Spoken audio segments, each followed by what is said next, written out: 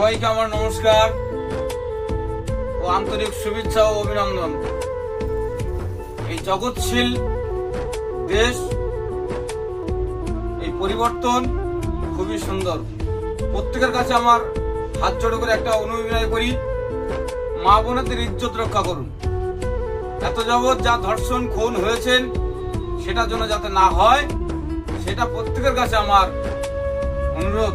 এবং এই যে পরিবর্তনশীল জগৎ, এই জগৎটাকে আপনারা সুন্দরভাবে সাজান, মানুষকে সুন্দরভাবে বাঁচতে দেন এবং সবার পাশে দাঁড়ান, যাতে সবাই গরিব মানুষ খেটে খেতে পারে। সেই সমস্ত মানুষের পাশে আপনারা দাঁড়ান, আপনারা তাদেরকে সহযোগিতা করুন, অবহেলা করবেন না। গরিব বলে সে কি মানুষ না? সে তো খেটে খাওয়া মানুষ। কেন তার প্রতি এই অবিচার হবে? সে কেন ন্যায় বিচার পাবে না? আমি এই বক্তব্য রাখলাম আপনাদের কাছে। ভালো থাকবেন, সুস্থ থাকবেন। যদি ভুল বলে থাকি কমেন্টে লিখে যাবেন, তাতে আমার কিছুটা অভিজ্ঞতা বাড়বে এবং খুব ভালো হবে।